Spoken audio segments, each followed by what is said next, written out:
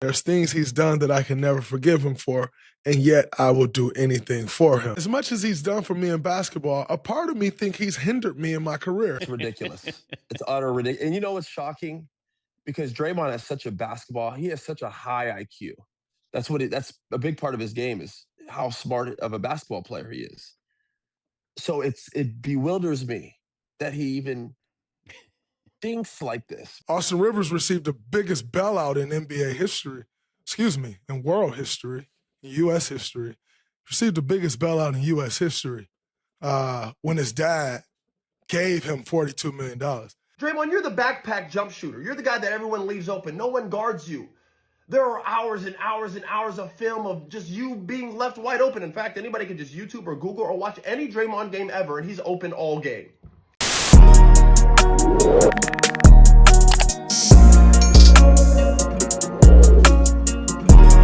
All right, guys. So Austin Rivers went absolutely nuclear in his response to Draymond Green for his disrespectful comments the other day. Now, how we got here is a couple of days ago, right? Draymond Green went to his podcast and spoke about Steve Kerr and how he felt that Steve Kerr hindered him in his career offensively because Steve Kerr really didn't empower him on the offensive side of the ball and made defense his focal point, his niche.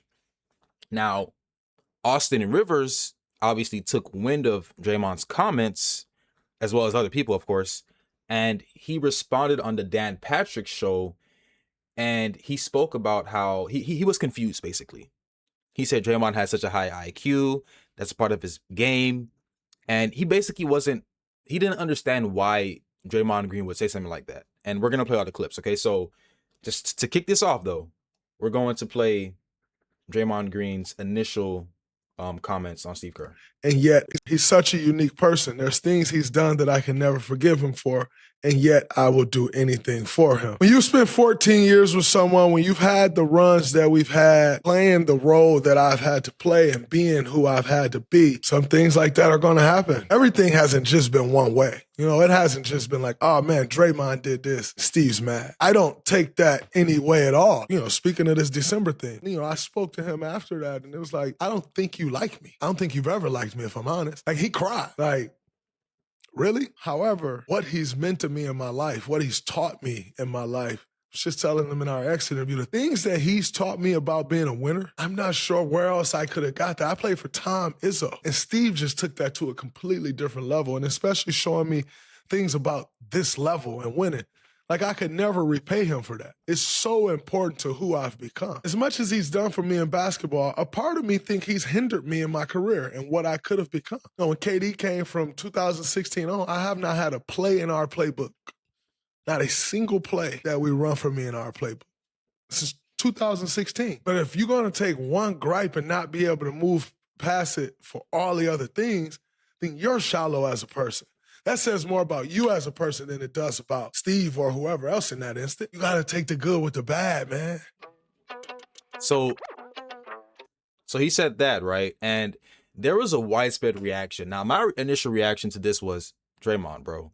As much as I respect Draymond Green's career, let's be real here. Draymond Green was never known as some offensive juggernaut. And in fact, I think he benefited greatly by being drafted into this Warriors organization. Now, since Draymond Green dropped that damn near 30-point triple-double in the 2016 finals against Cleveland in Game 7, he hasn't really been that much of a threat offensively. Now, could it be because Steve Kerr didn't empower him? I guess you can point to like that being a factor, but let's be real here. Nobody's guarding Draymond Green when he shoots the ball. Like, there's clips of it. There's film.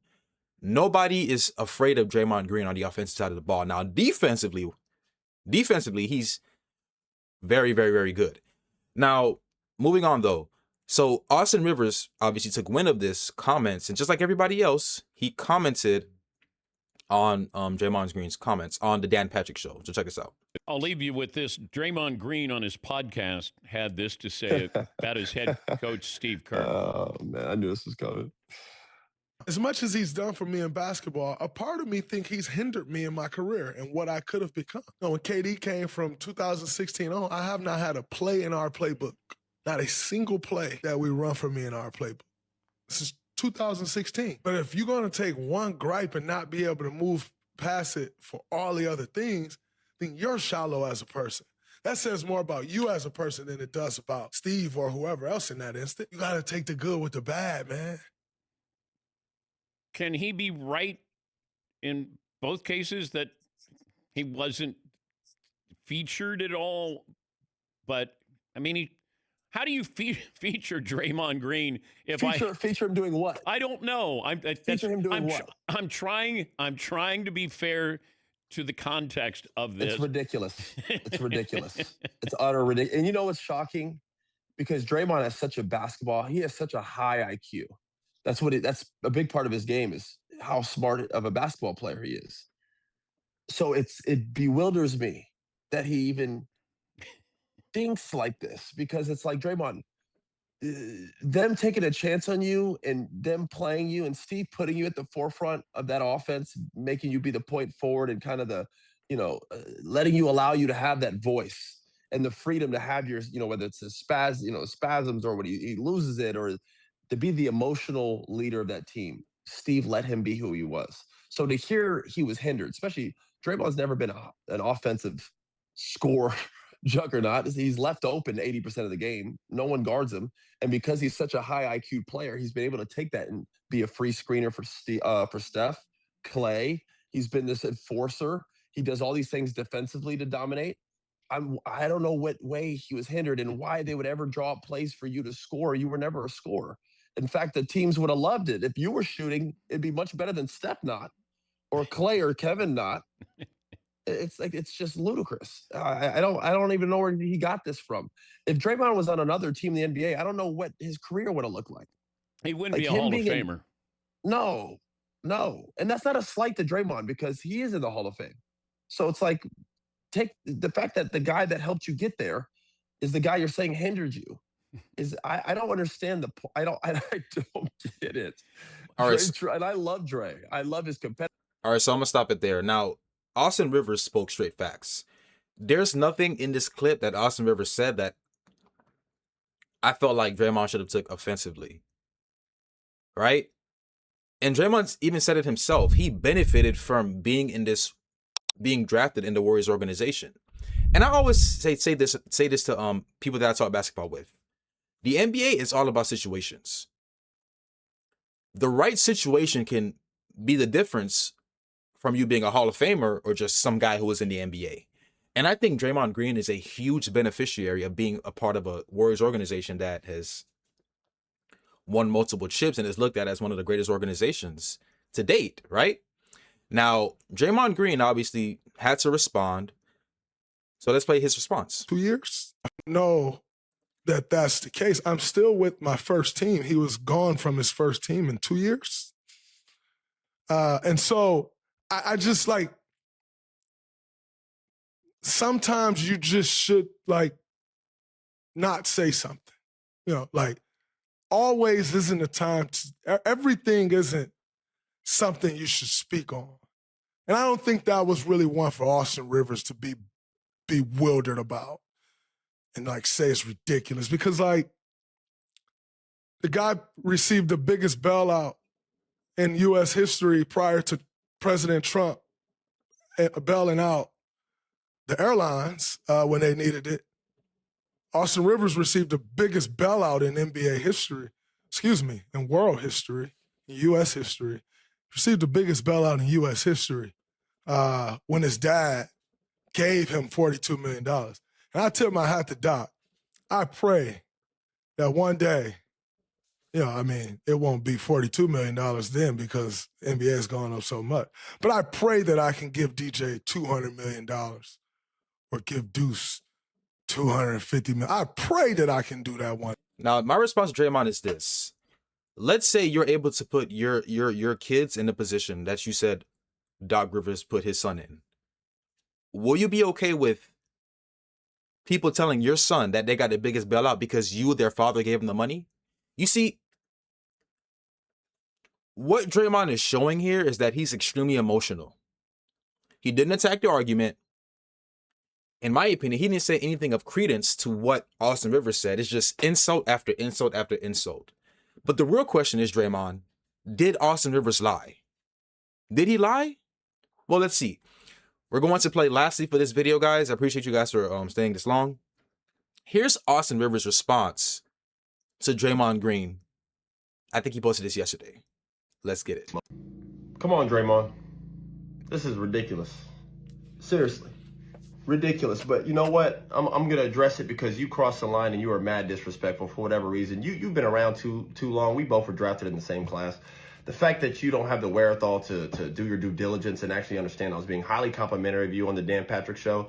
But it's you, and I shouldn't be surprised. You always act irrationally, emotionally immature, and your anger always puts you in hot water. So here I am having to address a video of you belittling my career. First off, Draymond, we weren't the same players in high school. I don't care about our numbers being similar. I did it at the national level, the top level. Hence why I got the Naismith Award, and I got pretty much every award you could think of in high school. I was ranked number 1. You were ranked, I don't know. So cut it out. Next. College, you actually were a really good college basketball player, but it's hard to compare because I was only there for 6 months. Something you could never do. Talk about I was, one of the featured guys. No, I was the guy. I led my team in scoring. I was first team All-ACC, freshman player of the year, lottery pick. Stop. Next. The NBA, hey, man, you got it, Dre. I mean, listen, I played in the NBA for more than 10 years, more than a decade, but 11 years, but I'm not a Hall of Famer like you. So I'll give you that credit. All right, you got it. But let's peel back that onion and understand why. Easy, Tiger. Okay? You have the delusion, the non-wherewithal, the irony of you saying I'm part of the biggest bailout in NBA history. Draymond, you are the luckiest basketball player I think I've ever seen, especially in modern day history. Let's talk about that. You were drafted to a franchise with a Hall of Fame front office, Bob Myers, Hall of Fame coach, Steve Kerr, the greatest shooter of all time, and perhaps the top 5 player of all time, Steph Curry, Hall of Famer. One of the greatest shooters, top 5 shooter of all time, another Hall of Famer, Klay Thompson. The Swiss Army knife himself, the guy who could do a little bit of everything on the floor, Andre Iguodala, another Hall of Famer. I know, keep up, it's a lot of talent. Not to mention one of the most lethal scorers of all time and arguably a top 10 player of all time, Kevin Durant, the same guy you chased off because of this, your mouth. You talk too much. And that's not even counting the plethora of talent around those guys. The Sean Livingstons, the Barbosas, the Andrew Wiggins, the Jordan Pooles, who you also chased off. Cut it out. Draymond, you're the backpack jump shooter. You're the guy that everyone leaves open. No one guards you. There are hours and hours and hours of film of just you being left wide open. In fact, anybody can just YouTube or Google or watch any Draymond game ever, and he's open all game. There are clips of you getting a rebound and just driving in a straight line and just getting a wide open layup because everyone's fanning out to guard the actual talent on the team. Talk about Steve Kerr hindered your career. Bro, Steve Kerr made your career. How dare you? Coming at me? Are you kidding me? I wish I could give my son $200 million if I was a coach. Yo, the NBA doesn't give coaching jobs to guys who may or may not sucker punch one of the players and staff. You need to fall back, Dre. Let's just be frenemies. Woo! Mic drop. So Austin Rivers' response to Draymond Green, and honestly, I'm with Austin Rivers on this, man. I felt like Draymond could have been a bit less sensitive and just attack the argument, attack his points. But instead, you took the overly sensitive route and attacked his career and said that he got the biggest bailout in NBA history because his father gave him money. But on the flip side, Draymond, you're being hypocritical because weren't you the same guy that got mad at Stephen A. Smith because of what he said about LeBron James as a father to his son? And now here you are criticizing Austin Rivers because his dad put him in position to be successful as a black man. This shit is weird to me. But let me know what you guys think about this in particular. Draymond Green, I fuck with Draymond Green, but you're wrong on this instance, man. But let me know what you guys think about this, and I'll see you on the next one. Peace.